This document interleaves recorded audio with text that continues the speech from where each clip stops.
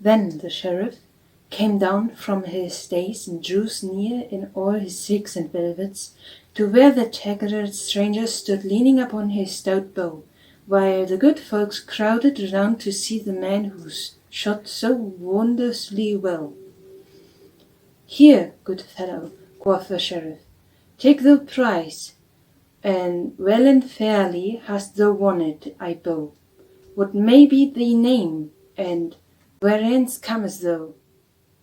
"Men do call me John o' Tweeddale, and thence am I came," said the stranger.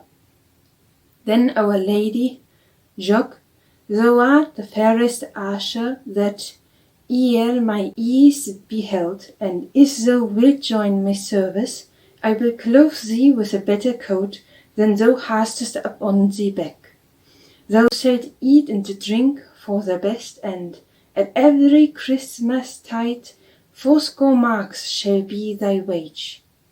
I trow thou darest better bow than that same coward knave Robin Hood, that dared not show his face here this day. Say, good fellow, wilt thou join my service?" "Nay, that will I not," quoth the stranger roughly. "I will be my own, and no man in all merry England shall be my master." "Then get thee gone, and a murrain seize thee," cried the sheriff, and his voice trembled with anger. "And by my faith and troth, I have a good part of a mind to have thee beaten for thine insolence." Then he turned upon his heel and strode away. It was a right motley company that gathered around the noble greenwood tree in Sherwood's depths that same day. 80 and more of barefoot friars were there, and some that looked like tinkers, and some that seemed to be sturdily beggars and rustic hinders, and seated upon a mossy couch was one all clad in tattered scarlet, with a patch over one eye.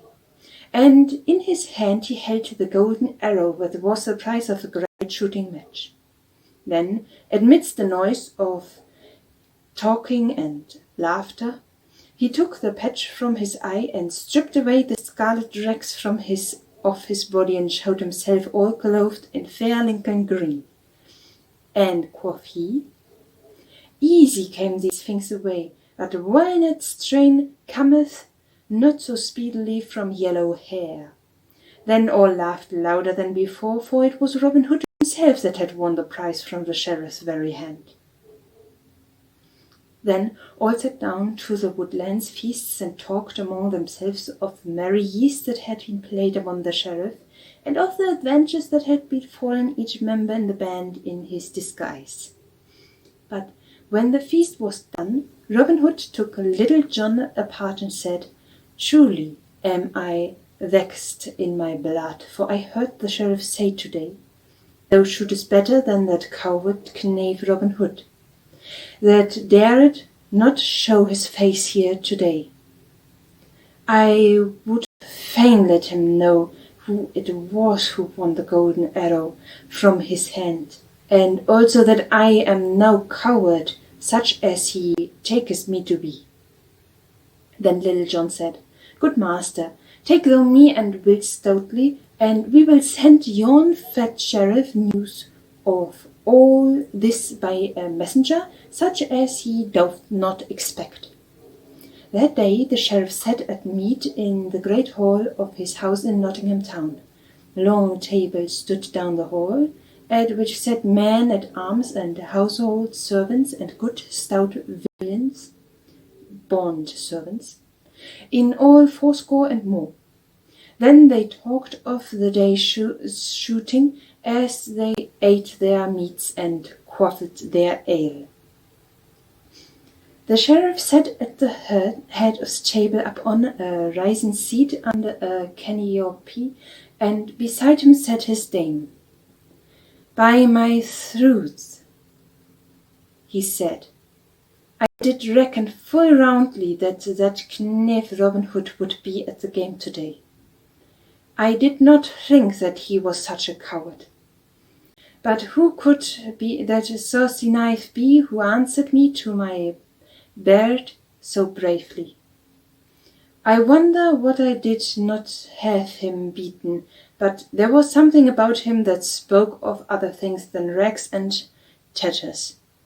Then, even as he finished speaking, something fell rattling among the dishes and on the table, while those that sat near started up wondering what it might be.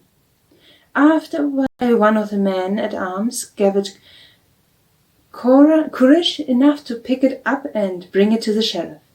Then everyone saw that it was a blunted grey goose shaft with a fine scroll about the thickness of a goose quill tied near to his head. The sheriff opened the scroll and glanced at it, while the veins upon his forehead swelled and his cheeks grew ruddy with rags as he read, for this was what he saw. Now heaven bless thee, grace this day, shall all in sweet Sherwood, thou dearest given the prize away to merry Robin Hood. Whereince came this? Cried the sheriff in a mighty voice. Even though through the window, your worship, quoth the man who had handed the staff to him.